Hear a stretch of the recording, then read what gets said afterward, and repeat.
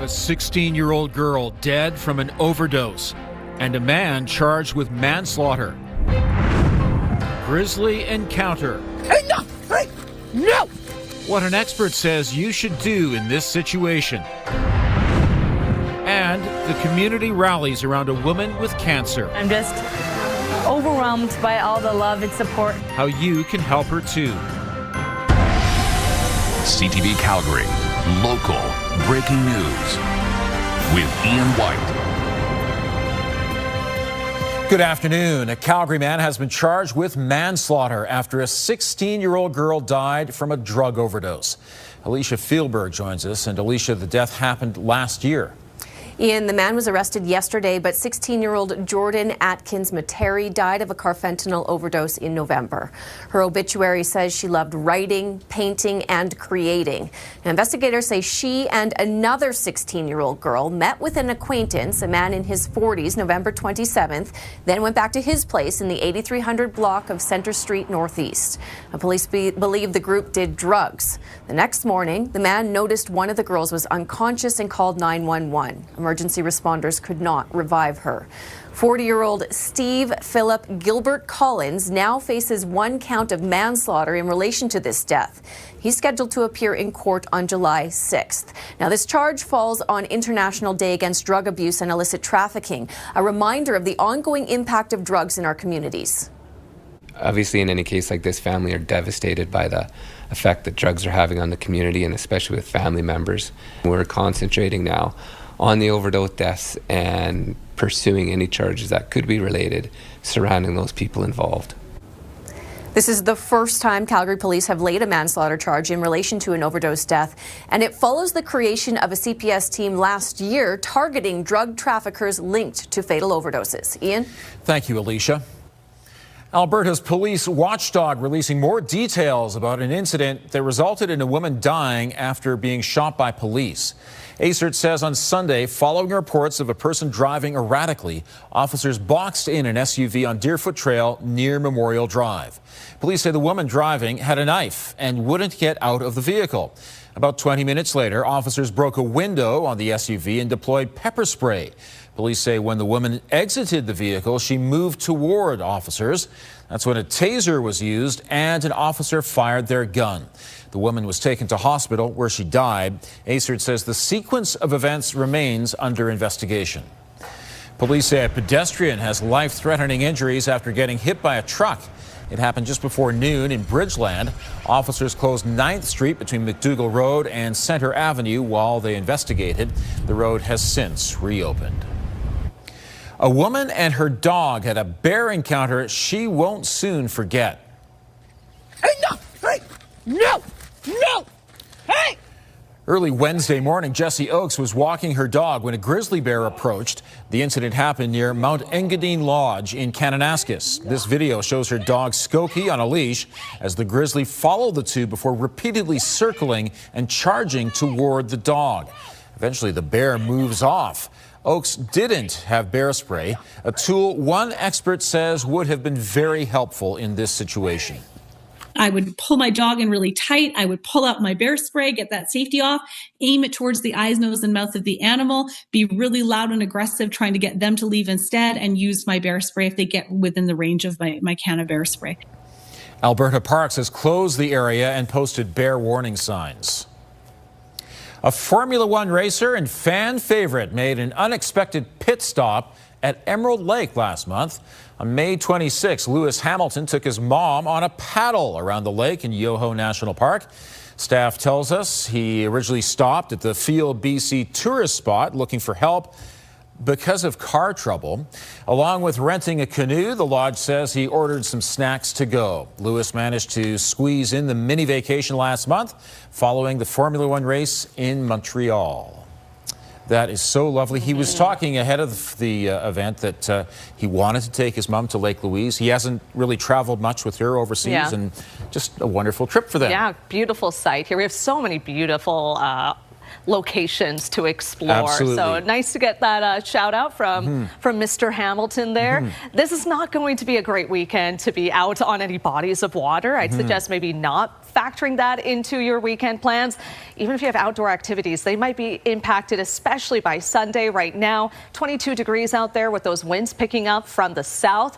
Radar satellite showing that a little bit of scattered rain moving in because we do have these severe thunderstorm yellow level watches in place for the Calgary area right now, but not seeing too much on the rain front quite yet. Just a lot of cloud up in the sky right now. But your next 24 hours brought to you by Fifth Avenue Volkswagen, family-owned, community-driven. Discover more at Fifth Avenue Volkswagen. We see that chance for some thunderstorms, non-severe in nature throughout the evening here, dissipating in the overnight hours where it'll be mainly cloudy and a low of 13 degrees, only getting up to 16. But even by the morning, we're going to see that instability continue. And my apologies, we'll get up to a high of 20 by the afternoon, but strong winds moving in, Ian, and a chance for some thunderstorms as well.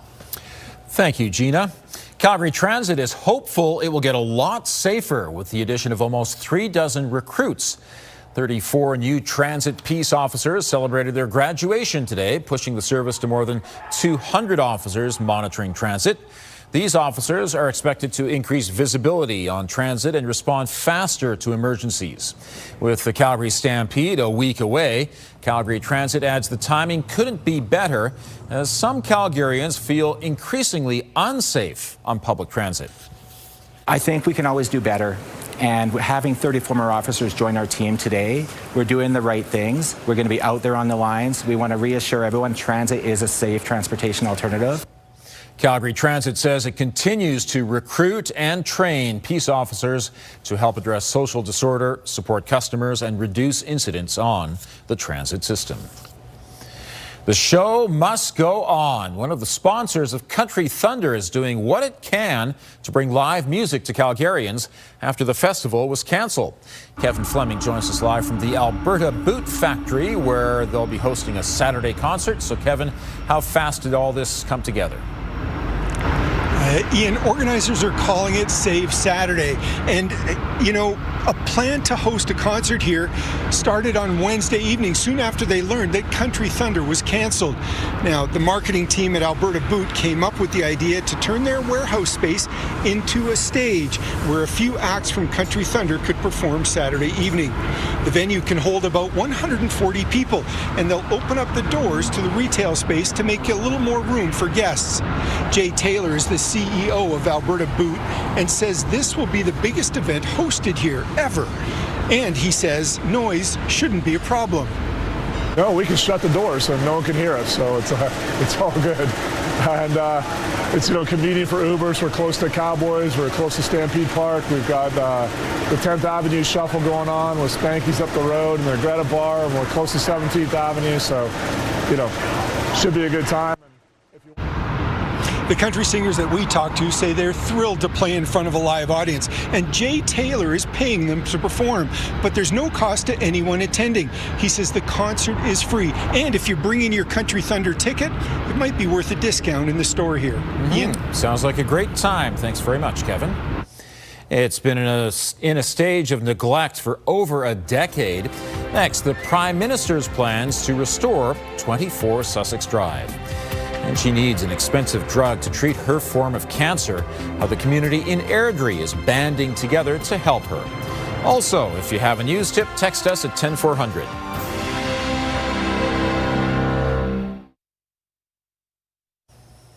"24 Sussex Drive will be redesigned with the support of a fundraising campaign.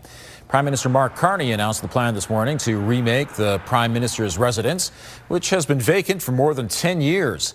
The Rideau Hall Foundation will run the fundraising campaign.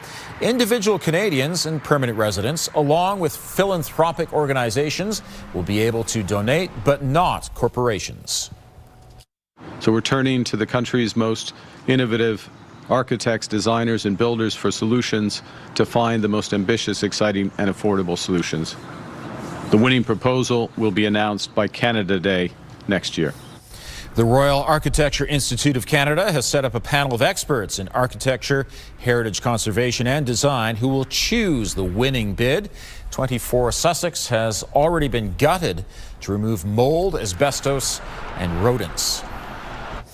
A new exhibit at Heritage Park celebrates the 100th anniversary of the Alberta Motor Association. A road well traveled is now part of Gasoline Alley. Each of 4 zones focuses on 25 years of the organization's existence. There are several artifacts you can touch and feel. The exhibit shows AMA's growth in tandem with Alberta's growth. When the AMA was established in 1926, Alberta's population was about 600,000. Now it's about 5 million. Gina, you're talking about an interesting forecast this weekend. We're actually dealing with a pretty rare weather event. We talk a lot about those omega block weather patterns that usually bring a lot of heat.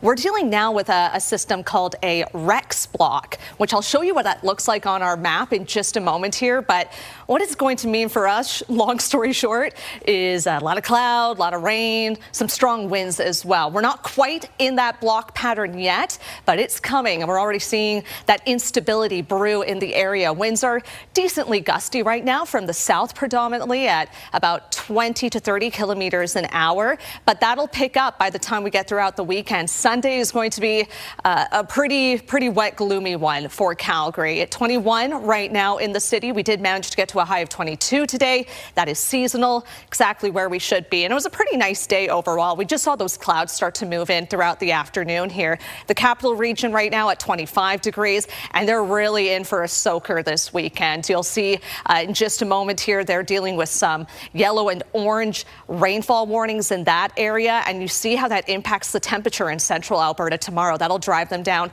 to 17 degrees. We're not as impacted on the temperature front for Saturday with a high of 20, so in the seasonal range for the most part, but we'll get that dip on Sunday. Here's a look at the radar satellite right now as that system starts to move in from the southwest there. So showers moving into the Lethbridge region right now.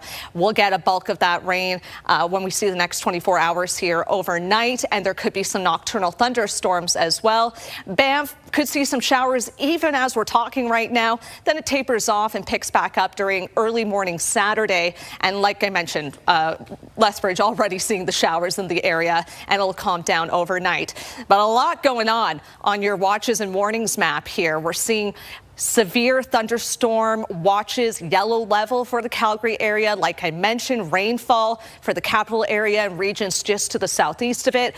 And then we got heat warnings as well. So there's a lot going on here, and it's because of what's going on in the upper air pattern. That green blob you're seeing over the west coast right now, that's our low pressure system that moves in. So it's going to settle in southern Alberta, and then a high pressure system is moving into the extreme north part of Alberta, into the territories there.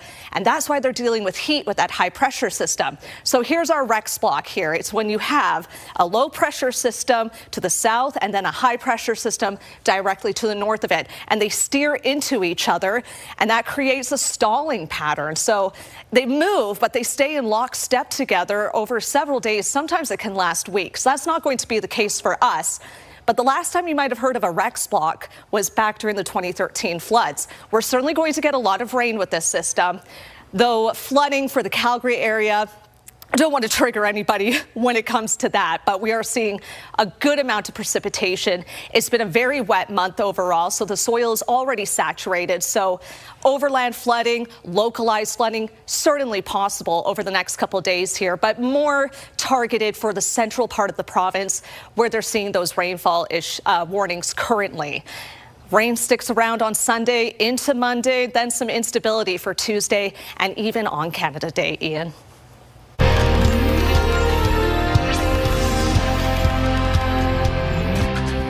An Airdrie woman dealing with a rare cancer and the burden of paying out of pocket for treatment is receiving a lifeline from the community. 3 years ago, Emily Winslow was diagnosed with stage 3 uterine leiomyosarcoma, which affects 6 in 1 million women in Canada. Other forms of chemotherapy would not work. The cancer spread and now is in stage 4. A drug called trabectedin arrived in Canada last year, but it is not covered by the province, meaning Winslow would pay $60,000 for treatment. Half of the money has been raised by Winslow's sister and her friends. I'm just overwhelmed by all the love and support, and I'm just so grateful because I thought I was going to be in debt, so This is really cool. Sorry. It's really cool.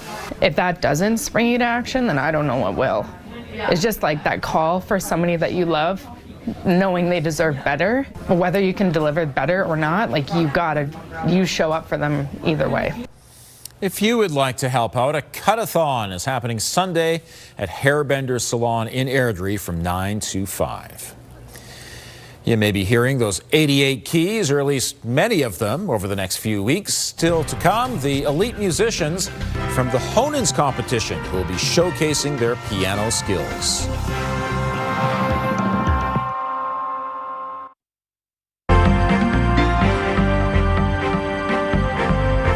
Big players in artificial intelligence is holding off on an initial public offering. Joining me is Robert Geary, investment advisor with the Popwich Carmeli Advisory Group. Now, first of all, how did the markets close out the week? Yeah, it was a good one for the TSX. They finished up 129 points today. So that was the predominantly green on my screen. On the U.S. side, we still saw some weakness again, especially in the tech side of the space. And I've been watching that incredibly closely all week. The Nasdaq finished down over 4%, so it's not a good week. We did see the rotation into some of the defensive stocks throughout that trading period, because the Dow closed actually in positive territory over the week session. So I think this is an ongoing, there's two things. One is valuations. What are we paying here going forward? And the other one is on the spend. So some of these big tech companies with more debt, like Oracle, kind of get hit harder today. And OpenAI decides to delay its IPO. Yeah, I think this is one of the other pieces to the market that kind of took a little bit of the positive sentiment off as well, because OpenAI was, they've already filed their preliminary paperwork with the SEC and were scheduled to have an IPO in the coming months. But they said, hey, maybe we're holding off until 2027. Sam Altman, their leader here, wants $1 trillion valuation. And I think that with the volatility they saw with SpaceX and all of the hype around it, they're saying, maybe we'll wait till some of these AI volatility kind of, settles down here, and to try and get that valuation, because one of their big SoftBank out of Japan, they got hit down 12% today on these news, because they hold 65% interest in OpenAI. So yeah, this could be a sign of things to come, with a few big IPOs expected to come out. All right, thanks very much. Have a great weekend. Yeah, you too. RBC has been fined $4.25 million for violating Canada's Bank Act. The Financial Consumer Agency of Canada says RBC failed to transfer credits from deactivated credit card accounts to customers' new accounts. Between 2001 and 2024, more than 200,000 accounts were affected. Some customers got inaccurate monthly credit card statements, and others got additional charges. In addition to the fine, the bank says it's transferred and refunded more than $22 million, and it made a charitable donation of nearly $300,000 for customers that could not be located. A woman and her dog narrowly avoid being injured by a bear. Here's Tara Nelson with a look ahead to CTV News at 6. Hi, Ian. It happened Wednesday near Mount Engadine Lodge. Alberta Parks has closed the area and posted warning signs. Coming up at 6, an expert explains the first thing everyone should do if they encounter a bear. Also ahead, it's NHL Draft Day. We'll have the latest on the moves being made by the Calgary Flames tonight. We'll see you at 6. Ian. Is hosting its second annual Piano Project YYC that brings live music to office buildings and communities throughout the city.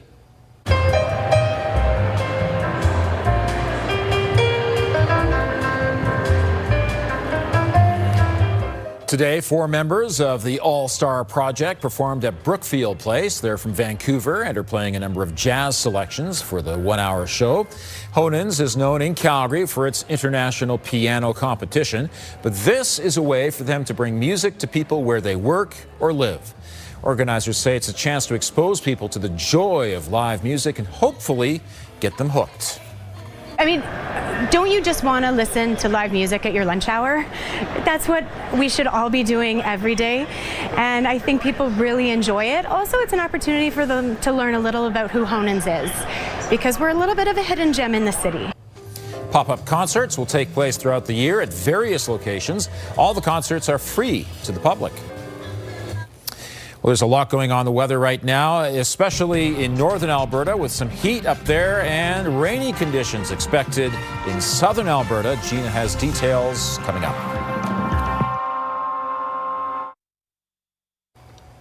Gina, you're calling for a fair amount of rain for Calgary this weekend. Yes, it's going to be a wet one. I mean, Saturday, you could still enjoy a little bit of outside time, but there's just this chance of instability really from now right through to the end of the weekend. It only builds in intensity and certainty as we get into Sunday. But when we look outside right now, it's a pretty nice day overall. Just cloudy out there currently, sitting at 21 degrees at the airport, getting to a high of 22. So, yeah, a nice standard June day for you. And heading into Saturday morning, it's not looking too bad either. There'll be some sunny breaks in there, but those clouds could be packing precipitation, maybe even some storms by the time the afternoon comes around. High of 20 on Saturday, and then our big rain event is slated to begin on Sunday and carry right through into Monday, Ian. Thanks, Gina. The world's most famous dinosaur has arrived in Calgary for a visit. Sue is on display at TELUS Park. It's the most complete and best preserved Tyrannosaurus Rex ever found. Sue was discovered in 1990 in South Dakota, and scientists are still making discoveries. The updated skeleton includes belly ribs that make Sue look bigger and more powerful. TELUS Park says Sue will bring a new energy to the facility.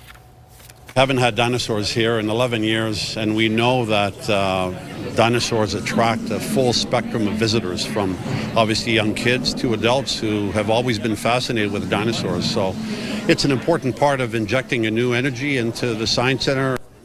Sue will be on display at TELUS Park all summer.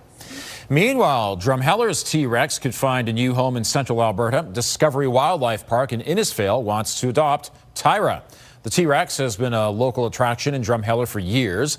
The Chamber of Commerce was considering shutting it down because of maintenance costs.